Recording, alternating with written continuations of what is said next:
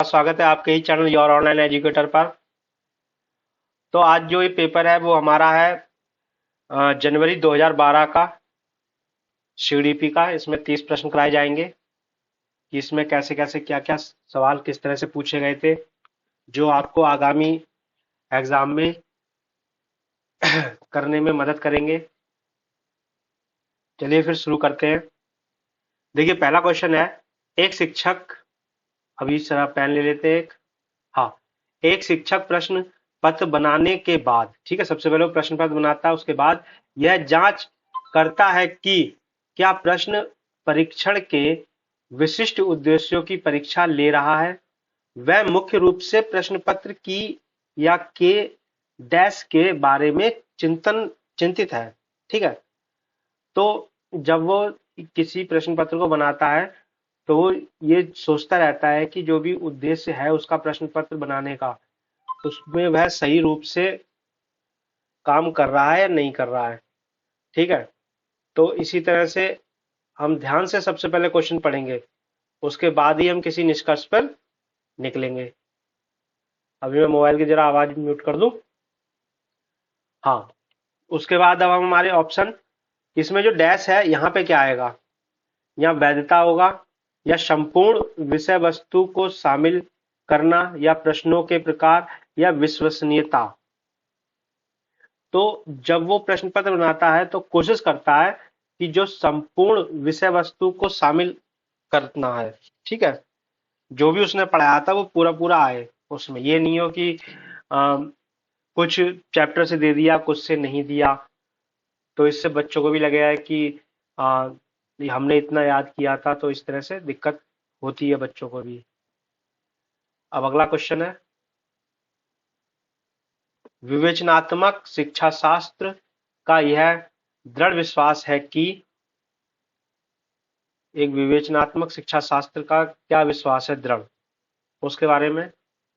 एक शिक्षक को हमेशा कक्षा के अनुदेशन का नेतृत्व करना चाहिए, या फिर शिक्षार्थियों को स्वतंत्र रूप से तर्कणा नहीं करनी चाहिए, या बच्चे स्कूल से बाहर क्या सीखते हैं क्या अप्रासंगिक है, या फिर शिक्षार्थियों के अनुभव और प्रत्याक्षण महत्वपूर्ण होते हैं। इसमें डी सबसे इंपॉर्टेंट है, उनका अनुभव और प्रत्याक्षण बहुत ही महत्वपूर्ण होते हैं। ठीक है।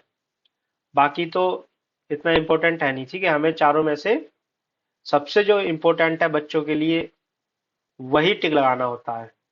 ठीक है। क्वेश्चन 3, विद्यालय आधारित आकलन मुख्य रूप से किस सिद्धांत पर आधारित होता है। जो विद्यालय में हम एग्जाम वगैरह कराते हैं वो मुख्यतः किस रूप पर आधारित होता है। आकलन बहुत किफायती होना चाहिए, या फिर बाहरी परीक्षकों की अपेक्षा शिक्षक अपने शिक्षार्थियों की क्षमताओं को बेहतर जानते हैं, या किसी भी कीमत पर विद्यार्थियों को अच्छे ग्रेड मिलने चाहिए, या विद्यालय बाहरी परीक्षा निकायों की अपेक्षा ज्यादा सक्षम है।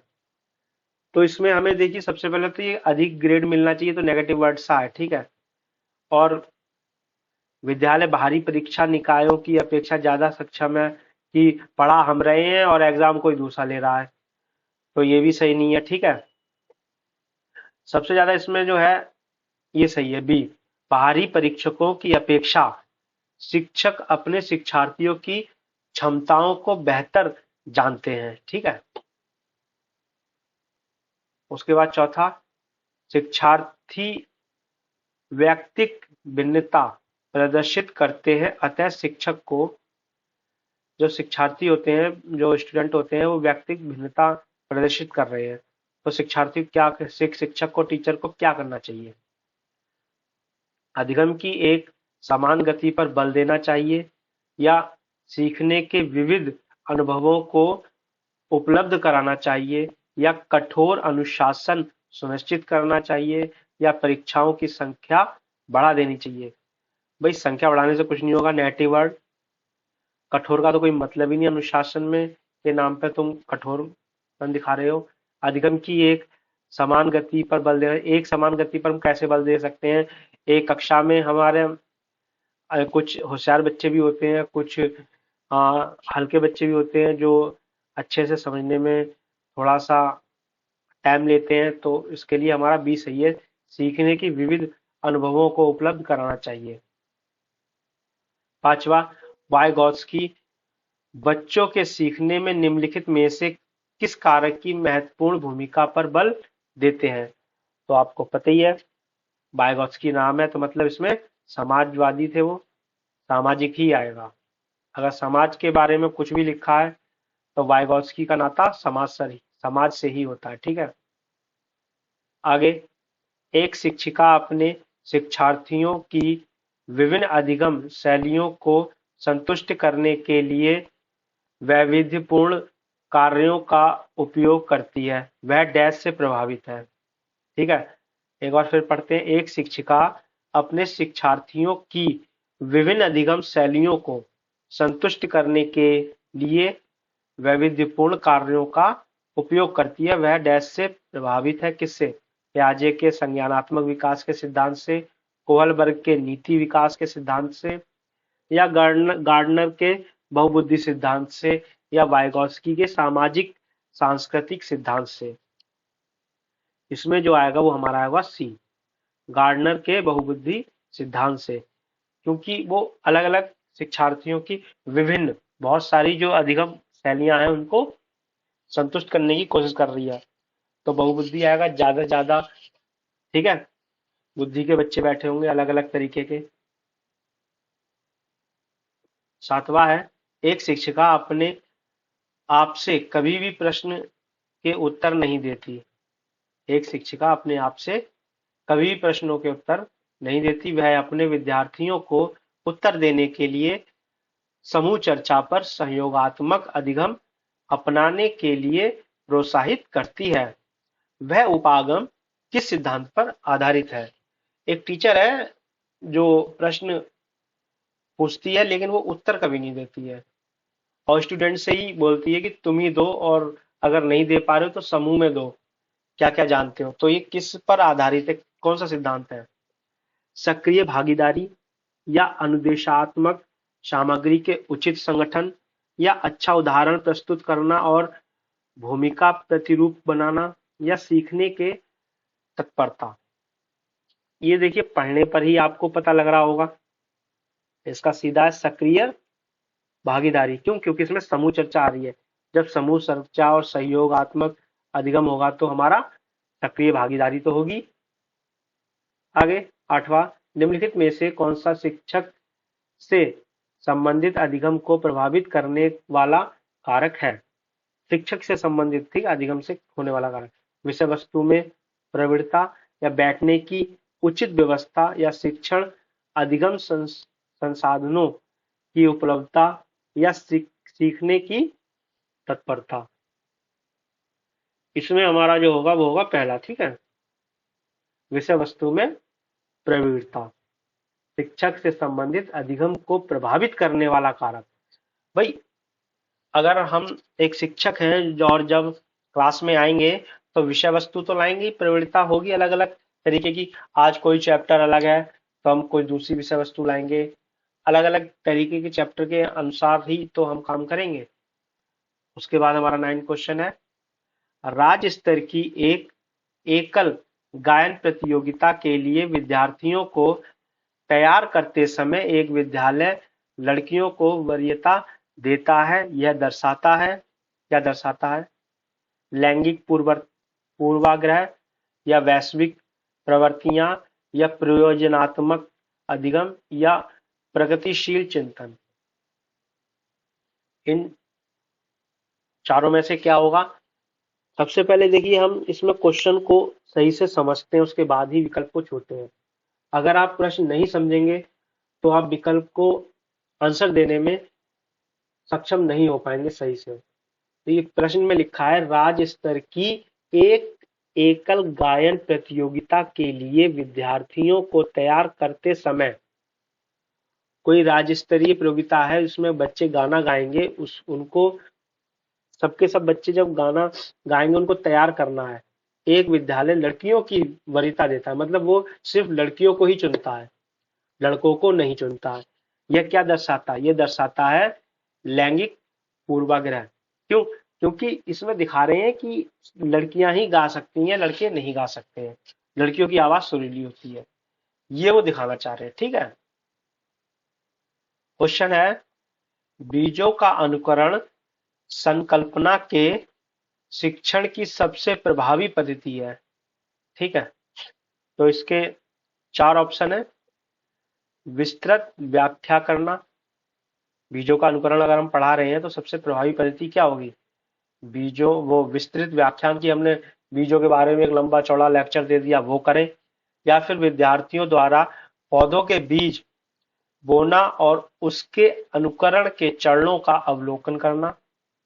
विद्यार्थियों से कहो कि ये बीज लो, इनको बो और देखो दिन प्रतिदिन अंकुरित होते हैं, कब पत्ते निकलते हैं, कब क्या होता है, ये चीज देखना। या फिर श्याम पट्ट पर चित्र बनाना और वर्णन करना, या बीज की वृद्धि का चित्र। देखो चित्र वित्र बनाने से कुछ नहीं होने वाला, सबसे बढ़िया बी है हमारा। इसमें बच्चा अपने हाथ से बीज लगाएगा, पानी डालेगा और एक्टिव भी रहेगा बच्चा, तो ये सबसे बेस्ट है। 11वां है, जब बच्चा फील होता है, या फील नहीं फेल होगा। ठीक है। जब बच्चा फेल होता है, ठीक है, ये नहीं होगा, फील होता है, तो इसका तात्पर्य है कि क्या तात्पर्य होगा अगर बच्चा फेल हो जाता है तो? अब तो क्लास 8 तक कोई फेल ही नहीं कर सकता भाई, ऐसी ऐसी नीतियां ला रहे हैं। तो क्या होता है, बच्चा पढ़ाई के लिए योग्य नहीं है, या फिर बच्चे ने उत्तरों को सही तरीके से नहीं किया है, या बच्चों को प्राइवेट ट्यूशन लेनी चाहिए थी, या व्यवस्था फेल हुई है। सीधा इसका क्लियर आंसर है, व्यवस्था फेल हो गई है। पैडागोजी में यही एक चीज है कि हमें ये बाल विकास है, इसमें हमें बाल मतलब बच्चे को बचाना है हर कंडीशन में। बच्चे की तो कोई गलती हो ही नहीं सकती, टोटली गलती उस व्यवस्था की जिसमें वो जा रहा है। ठीक है। आगे है, शिक्षण के अधिगम पर बल देने वाला परिवर्तन हो सकता है। शिक्षण शिक्षण के अधिगम पर बल देने वाला परिवर्तन हो सकता है क्या? परीक्षा परिणामों पर केंद्रित होकर, या बाल केंद्रित शिक्षा पद्धति अपनाकर, या रखने को प्रोत्साहित करके, या फिर अग्र शिक्षण की तकनीक अपनाकर। ठीक है। तो सबसे बढ़िया जो है, ये रटने पर, रटने को प्रोत्साहित देकर। तो ये रटने से तो कोई मतलब, नेगेटिव वर्ड है। अग्र शिक्षण की तकनीक अपनाकर, ये भी बेकार है। सबसे बढ़िया इसमें बाल केंद्रित शिक्षा पद्धति अपनाकर। बाल केंद्रित मतलब कि जो भी आप गतिविधि कर रहे हैं वो बच्चा ही इंपॉर्टेंट रोल निभाएगा उसमें। ठीक है। आगे, समावेशी शिक्षा। समावेशी शिक्षा क्या है? हाशिए पर स्थित वर्गों से शिक्षकों को सम्मिलित करने से संबंधित है, या कक्षा में विविधता का उत्सव मनाती है, या दाखिले संबंधी कठोर, देखो कठोर नेगेटिव वर्ड, कठोर प्रक्रियाओं को बढ़ावा देती है, या तथ्यों की शिक्षा से संबंधित है। तो इसमें जो हमारा है बी, कक्षा में विविधता का उत्सव मनाती है। मतलब विविधता मतलब इसमें अलग अलग प्रकार के बच्चे आए होंगे, अलग अलग कैटेगरी के, कि कोई हैंडीकैप होगा, या फिर कोई बहुत होशियार होगा। समावेशी शिक्षा भी मिलेगी, तो और सबको एक जैसा ही उनके साथ व्यवहार किया जाएगा। ठीक है। ये नहीं कि अलग अलग बच्चे बैठे हैं एक ही क्लास में, आप व्यवहार अलग अलग कर रहे हैं, तो ऐसा नहीं होगा। निम्नलिखित में से कौन सा वस्तुनिष्ठ प्रश्न है? ठीक है। इनमें से जो प्रश्न है वो कौन सा वस्तुनिष्ठ प्रश्न है? आ, कौन सा है? निम्नदात्मक प्रश्न, या लघु उत्तरात्मक प्रश्न, या मुक्त उत्तर वाला प्रश्न, या सत्य या असत्य? डी हमारा सत्य या असत्य। वस्तुनिष्ठ प्रश्न यही है। ये नहीं है कि बहुत बड़े बड़े आपने प्रश्न दे दिए भाई, आप समझ सकते हैं कि ये पेपर 1 की तैयारी के लिए पैडागोजी है। उसमें निम्नात्मक और लघु और मुक्त उत्तरीय प्रश्न ये तो चलते ही नहीं है, छोटे छोटे प्रश्न दिए जाते हैं, हाँ या ना में, सत्य असत्य। तो ये हमारा सही होगा। ठीक है। 15वां है, निम्नलिखित में से कौन सी प्रगतिशील शिक्षा की विशेषता है? प्रगतिशील शिक्षा की विशेषता कौन सी है जिसमें प्रगति हो बच्चों की? समय सारणी और बैठने की व्यवस्था में लचीलापन, या केवल, ये देखिए नेगेटिव वर्ड आ गया भैया, केवल प्रस्ताविक पाठ्य पुस्तकों पर आधारित अनुदेशक अनुदेश, या परीक्षाओं में अच्छे अंक प्राप्त करने पर बल। भाई ये बलल तो क्या मतलब है, ना बच्चे पर देंगे ना किसी पर देंगे, बार बार ली जाने पर। बार बार कितनी बार लोगे परीक्षा? सबसे बढ़िया हमारा ये समय सारणी और बैठने की व्यवस्था में लचीलापन। एक तो हम उसमें टाइम पर बच्चों को बुलाएं, और टाइम पर हर एक पीरियड में टीचर्स भी जाएं, और जो कोर्स वगैरह है या पढ़ाने की जो पद्धति है वो समय पर पूरी हो जाए। और बैठने में लचीलापन, ये नहीं हो कि तुम यहाँ बैठोगे, तुम वहां बैठोगे, तुम उसके साथ नहीं बैठ सकते हो, ये भी सही नहीं है। ठीक है। इससे बच्चे पूरे पूरे दिन अगर उसे किसी के साथ बैठना है और आप उसे नहीं बैठने दे रहे हैं तो पूरा पूरा टाइम उसका खराब होता है। ठीक है। 16वां है, प्याजे के संज्ञानात्मक विकास के चरणों के अनुसार इंद्रियगामक अवस्था किसके साथ संबंधित है?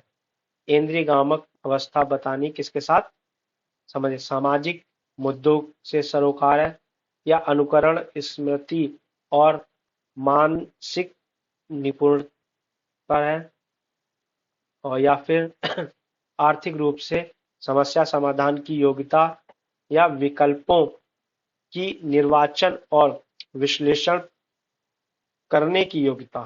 ठीक है। इनमें सब में जो है हमारा बी सही है, अनुकरण, स्मृति और मानसिक निपुणता। ठीक है। प्याजे का नाम है तो हमारा बी आएगा। सामाजिक तो हमारे वाइगॉस्की है। उसके बाद है, कोहलबर्ग के अनुसार शिक्षक बच्चों में नैतिक मूल्यों का विकास कर सकता है। कैसे? कैसे व्यवहार किया जाना चाहिए, इस पर कठोर निर्देश। भैया देखो कठोर आ गया, निर्देश देकर ये नहीं होगा। धार्मिक शिक्षा को महत्व देकर, धार्मिक शिक्षा को महत्व देकर नहीं होगा। व्यवहार के स्पष्ट नियम बनाकर, या नैतिक मुद्दों पर आधारित चर्चाओं में उन्हें शामिल करके। भाई बच्चों को शामिल करेंगे, इससे बढ़िया और क्या चीज है? ठीक है। नियम बनाकर तो बच्चों को आप परेशान कर रहे हैं ना। उसके बाद है 18, छोटे शिक्षार्थियों, जो छोटे छोटे बच्चे होते हैं, को कक्षा कक्ष में समवयस्कों के साथ अंतिम क्रिया करने के लिए प्रोत्साहित करना चाहिए, जिससे, कहने का मतलब जो छोटे बच्चे हैं उनको बड़े बच्चों के साथ बैठने के लिए या फिर उनके साथ फ्रेंडशिप करने के लिए प्रोत्साहित करना चाहिए। इससे क्या होगा? शिक्षक कक्षा कक्ष को बेहतर तरीके से नियंत्रित कर सके, या वे एक दूसरे से प्रश्न के उत्तर सीख सके, या पाठ्यक्रम को बहुत जल्दी पूरा किया जा सके, या वे पढ़ने के दौरान सामाजिक कौशल सीख सके। इन चारों में से जो सबसे बढ़िया होगा वही आप बताएंगे। देखिए, जो बड़ा बच्चा बैठा होगा तो वो कुछ सीखने के का नहीं, लेकिन एक चीज है, इसमें सामाजिक कौशल जरूर वो बढ़िया करके सीख जाएगा। ठीक है। इस तरह से जैसे बच्चा वो पहली बार आ रहा है, छोटा बच्चा है स्कूल में, उसको नहीं पता किस तरह से क्या करते हैं, लेकिन जब वो, और जो एक एक्सपीरियंस बच्चा बड़ा है वो 1-2 साल से स्कूल में पढ़ रहा है, तो उसको देख देख के उससे बातें करके अपने कुछ प्रश्न पूछेगा, वो उसके जवाब देगा, उसके मन में होगा स्कूल के बारे में कुछ और जानना, तो उसके उत्तर देगा तो वो समझेगा कि हाँ इस तरह से ये होता है। और वो इस तरह से टीचर से बात नहीं कर सकता है, क्योंकि वो डरा हुआ बेचारा पहले से होता है। जब एक निरोगी बच्चा पहली बार विद्यालय आता है, निरोगी मतलब जिसको कोई रोग ना हो, शिक्षक को क्या करना चाहिए? प्रवेश परीक्षा लेनी चाहिए, या बच्चों की निरोगिता के अनुसार उसे विशेष विद्यालय में भेजने का प्रस्ताव देना चाहिए। निर्योग मतलब जो हैंडीकैप वगैरह होते हैं उनको। उसे अन्य विद्यालयों से अलग रखना चाहिए या सहकारी विकसित करने के लिए बच्चे के माता पिता के साथ चर्चा करनी चाहिए। ठीक है, तो इसमें हम चारों में से सबसे अच्छा कौन सा विकल्प होगा, वही बजाएंगे।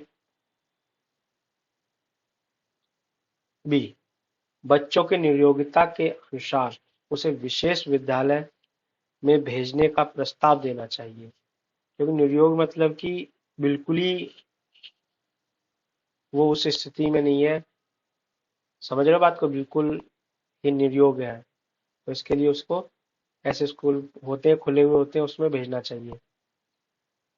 आगे 20वां, प्राय शिक्षार्थियों की त्रुटियां डैश की ओर संकेत करती हैं। जो बच्चे गलतियां करते हैं वो किस तरफ संकेत करती हैं? शिक्षार्थियों के सामाजिक आर्थिक स्तर पर, वे कैसे सीखते हैं इस पर, या यांत्रिक अभ्यास की अवस्था पर, या सीखने की अनु, अनुपस्थिति पर।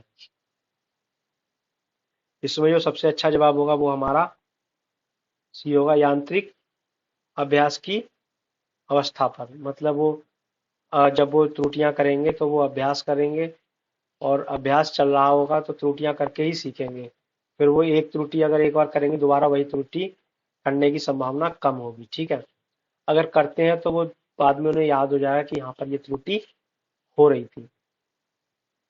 21वां, निम्नलिखित में से कौन सी समस्या वैज्ञानिक पद्धति का पहला चरण है?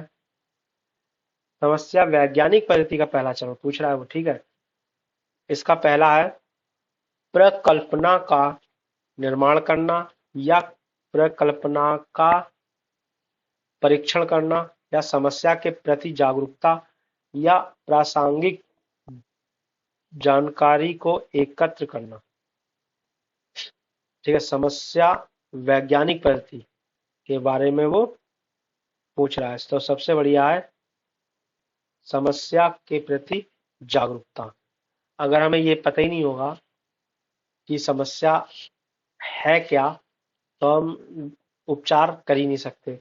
लेकिन हमें ये भी पता जागरूक होना चाहिए कि समस्या को ढूंढा कैसे जाता है, कि इस बच्चे के साथ क्या ऐसा घट रहा है। ठीक है, तो समस्या के प्रति जागरूकता। फिर है मानव व्यक्तित्व परिणाम है क्या? केवल देखो, केवल नेगेटिव वर्ड, केवल आनुवंशिकता का, या पालन पोषण और शिक्षा का, या आनुवंशिकता और वातावरण की अंतःक्रिया का, या केवल वातावरण का। तो 22वें का जो सवाल वो आंसर होगा वो होगा हमारा सी, आनुवंशिकता और वातावरण की अंतः क्रिया का। फिर 23वां है शिक्षण अधिगम प्रक्रिया में व्यक्तिगत रूप से ध्यान देना महत्वपूर्ण है, क्योंकि देखिए जब हम पढ़ाते हैं उसमें व्यक्तिगत हम खुद एक एक बच्चे पर ध्यान देना बहुत ही इंपॉर्टेंट है, क्योंकि बच्चों की विकास दर भिन्न होती है और विभिन्न तरीकों से सीख सकते हैं, या फिर शिक्षार्थी हमेशा समूह में ही बेहतर सिखाते हैं, या शिक्षक प्रशिक्षण कार्यक्रमों में ऐसा ही बताया गया है, या इससे प्रत्येक शिक्षार्थी का अनुशासित करने के लिए शिक्षक अवसर मिलता है। ठीक है, तो मैंने आपको बता रहा हूं हर बच्चे पर ध्यान देना चाहिए। अधिगम प्रक्रिया के व्यक्तिगत रूप से ध्यान देना महत्वपूर्ण है। तो इसमें जो है वो आएगा हमारा पहला, बच्चों की विकास दर भिन्न होती है। ठीक है, और विभिन्न तरीकों से सीख सकते हैं, तो इसके लिए हम सारे बच्चों पर अलग तरीके से ध्यान देंगे, कौन सा बच्चा कैसा है। अगर वह नहीं सीख पा रहा है तो उसको अपना पढ़ाने का तरीका थोड़ा सा चेंज करना पड़ेगा उस बच्चे के लिए। ठीक है, और साथ में जब हम दोबारा कोई टॉपिक एक तरीके से समझा दिया, उसके बाद हम दूसरी तरीके से समझा रहे हैं, तो जो जो बच्चे पहले टॉपिक को सीख गए हैं दूसरे से वो और भी अच्छा सीख जाएंगे, और जो नहीं सीखे थे पहले से तो दूसरे तो वो सीख ही जाएंगे। ठीक है, और फिर वो उस पर पहले पर भी थोड़ा सा ध्यान देंगे कि इस तरह से बताया था। फिर 24वां, निम्नलिखित में से कौन सा सीखने का क्षेत्र है? व्यवसायिक, अनुभवी, भावात्मक, या आध्यात्मिक। इसमें जो सीखने का क्षेत्र है वो कौन सा है? वो है अनुभवी।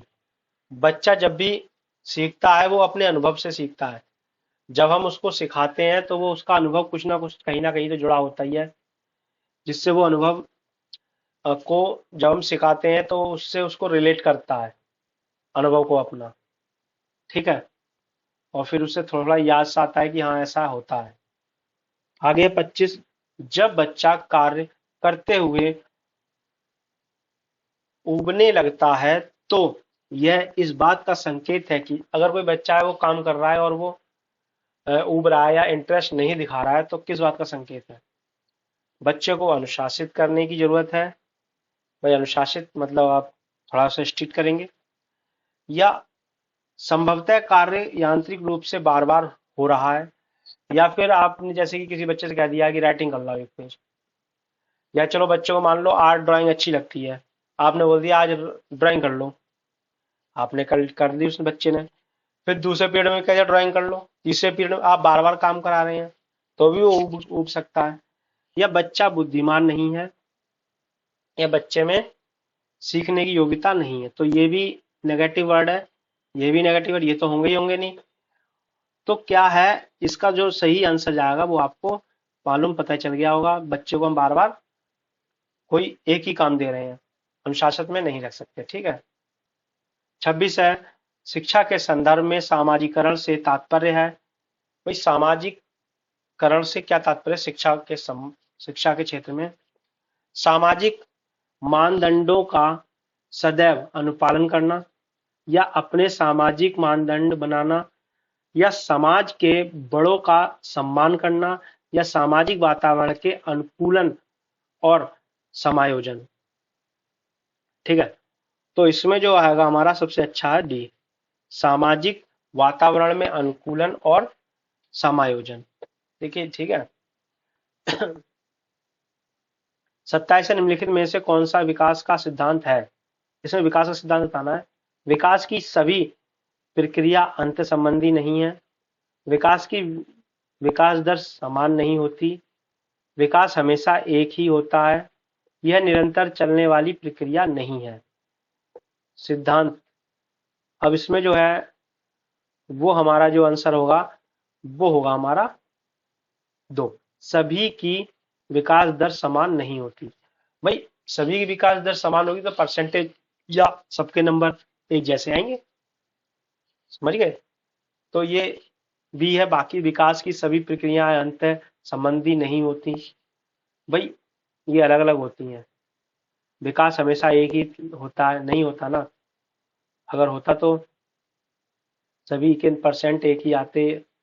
यह निरंतर चलने वाली प्रक्रिया नहीं है, ये निरंतर चलने वाली प्रक्रिया है। ठीक है। ये मानव विकास को क्षेत्र विभाजित किया जाता है जो है, ठीक है, मानव विकास का जो क्षेत्र है वो क्षेत्र में किस में विभाजित किया जाता है? शारीरिक। क्वेश्चन इसमें कुछ इस तरह से है, मानव विकास को क्षेत्रों में विभाजित किया जाता है जो है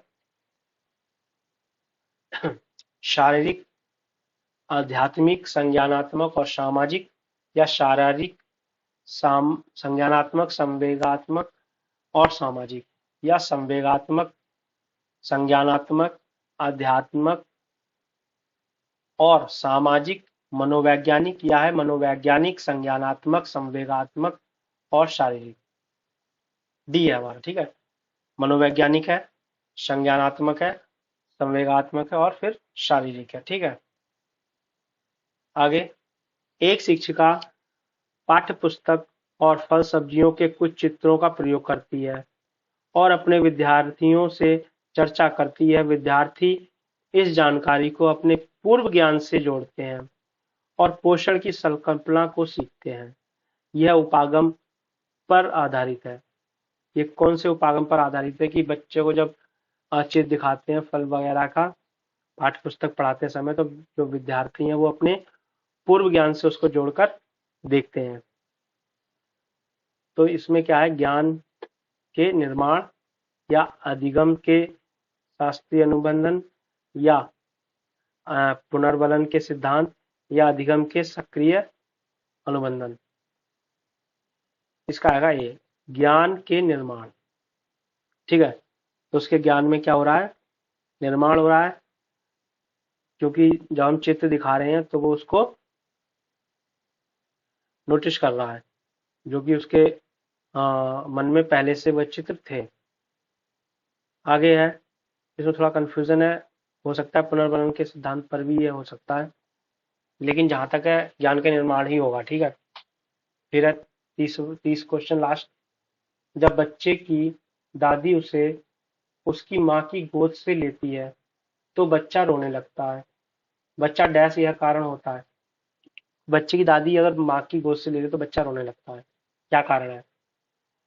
वियोग, दुस दुश्चिंता, मतलब जो हटा रही है दादी तो उससे वियोग में चिंतित हो रहा है कि मेरी माँ के पास से मुझे मत ले जाओ, या सामाजिक दुश्चिंता, कि वो समाज में नहीं रहने के लिए आदी है, या संवेगात्मक दुश्चिंता, या अजनबी दुश्चिंता। इसमें होगा अजनबी दुश्चिंता। ठीक है, या कौन सा होगा बताइए आप? इसमें होगा सही संवेगात्मक दुश्चिंता। ठीक है, और आज की क्लास ये वाली यहीं।